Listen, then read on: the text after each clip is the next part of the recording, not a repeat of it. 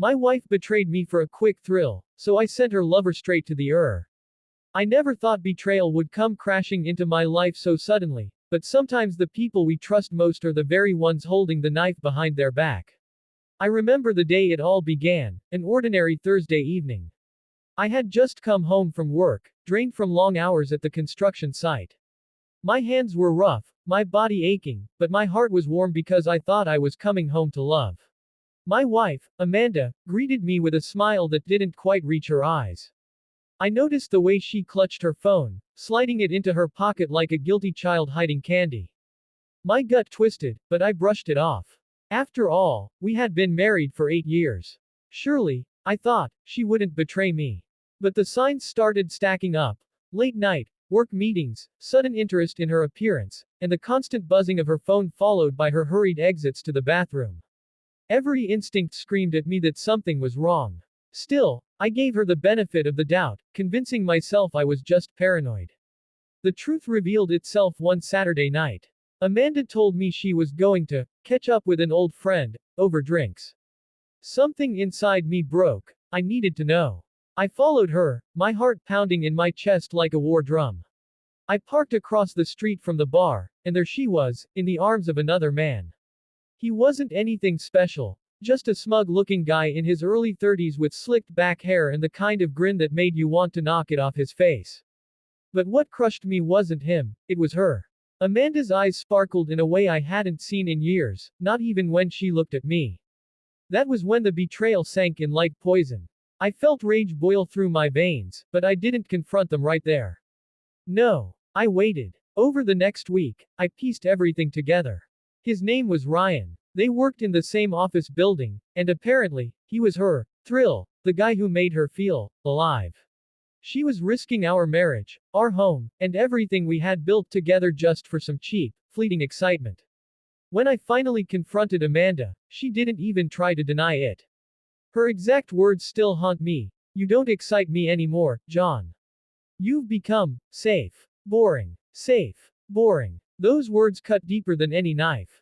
I had broken my back for years trying to give her a stable life, a home where she never had to worry. And yet, in her eyes, I was disposable. That night, I sat alone in the dark, thinking of all the sacrifices I had made for her. Overtime shifts, sleepless nights, the dreams I had put on hold just so she could chase hers. And this was my reward. No, I wasn't going to let it end like this. The next time I saw Ryan, it wasn't by accident. I knew his routine, when he went to the gym, when he stopped for his morning coffee, and when he left work late. One evening, I waited near his car in the office parking lot. When he finally appeared, smug and careless, I stepped out of the shadows.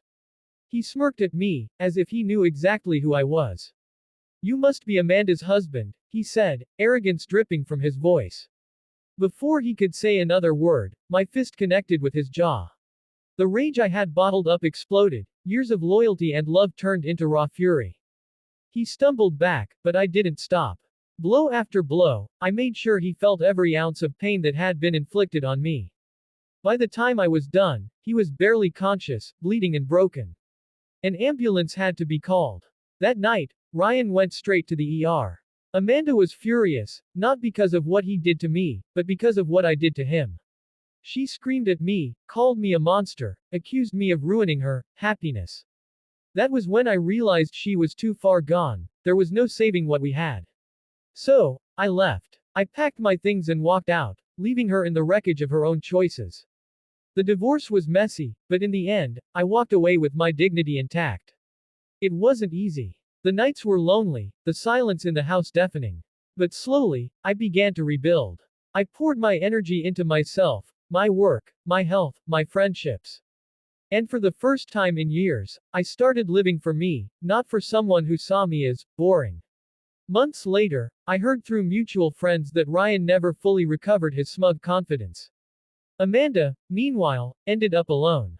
Whatever thrill she was chasing vanished as quickly as it came. In me, I found peace. I realized that sometimes betrayal isn't the end of your story, it's the beginning of a stronger, wiser chapter. If there's one thing I want anyone listening to my story to take away, it's this: never let someone convince you that being loyal, consistent, and dependable makes you boring.